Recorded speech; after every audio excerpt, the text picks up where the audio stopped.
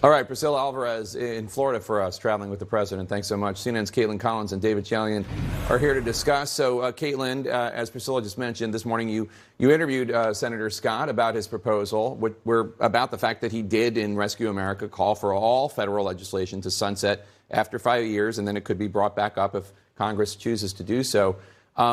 Then he started saying that Democrats tried to cut Medicare spending. You pointed out that what he was talking about was not a cut. It was allowing Medicare to negotiate for cheaper drugs. And then he tried to use something that I said, I was very surprised by this, back in 2017 as his defense to that. Take a listen to this little excerpt.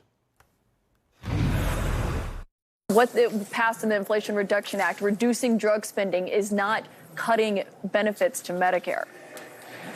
Okay, Caitlin, let me just read you something Jake Tapper said. This is back when Republicans were proposing reducing the cost of Medicaid. He said, Jake Tapper said, I know the Trump administration is excited that Medicaid will go back to the states where they have more control and can experiment and be more efficient. But without question, $880 billion is a cut. So he didn't include the quote where I talked about that the cut was analyzed by the Congressional Budget Office. Here's what I actually said back in 2017.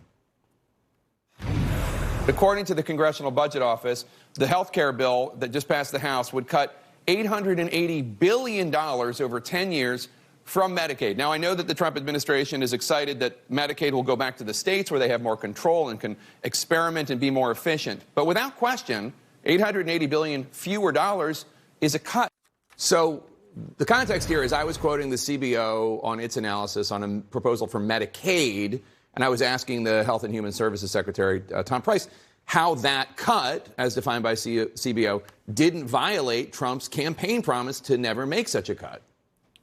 Yeah, and really the issue here, that it's a separate matter, Jake, was what was most confusing to me as we were talking about this.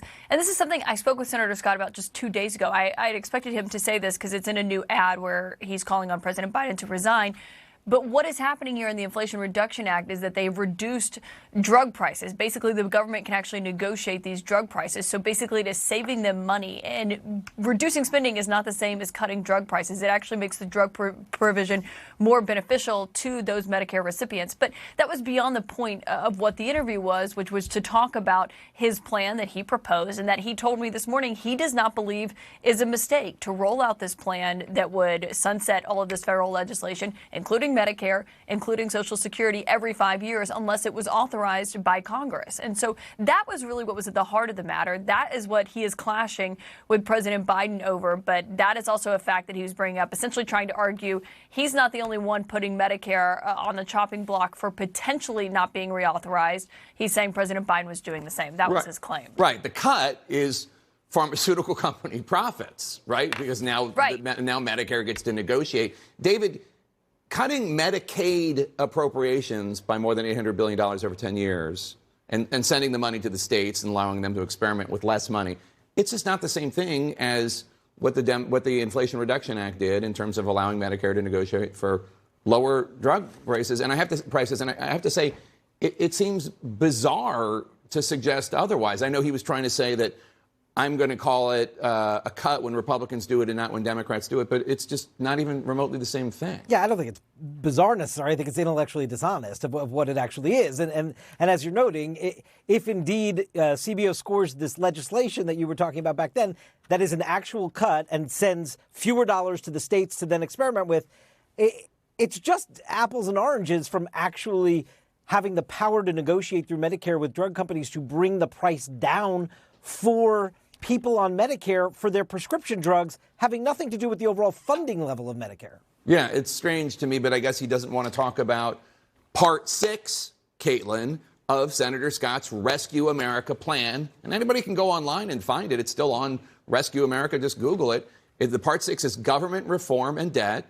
This is Senator Scott's plan. It includes the line, quote, all federal legislation sunsets in 5 years. If a law is worth keeping, Congress can pass it. Again, unquote, Social Security and Medicare are federal legislation.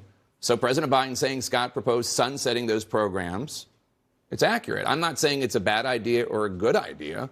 A lot of people I admire think that Social Security and Medicare, there does need to be discussions of cost savings. I'm just saying it's in fact an idea, and it's one that Scott proposed. Why is he denying that he proposed it? Well, it's deeply unpopular. I mean, this came out, and people in his own party were heavily critical of it, including Mitch McConnell, who, of course, he challenged for the top Senate slot in the Republican Party. And so it's been this point of an issue between even Republicans. They've been arguing about it. They thought it was very unpopular, unwise to do that in an election year. They're worried that it hurt them, of course, as we saw how Republicans performed in the midterm elections. One interesting point he made was he was talking about something that President Biden did when he was Senator Biden back in the 1970s, when he also suggested this idea of having federal legislation sunset. He brought that up.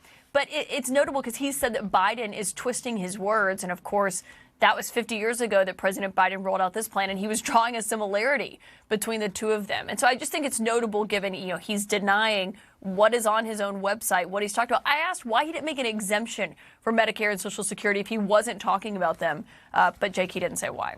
And can I just add there, Karine Jean-Pierre, the White House press secretary on Air Force One today, Jake, fully acknowledged that President Biden, then 32-year-old Senator Biden in 1975, had that position. It just has nothing to do with current sitting President Biden's policies, proposals, or thinking on this issue, as he made clear at the State of the Union address. Yeah, again, I'm not saying sunset it, don't sunset it. I don't have a position on it. Yeah. I'm just saying he did propose it. Caitlin Collins, David Challen.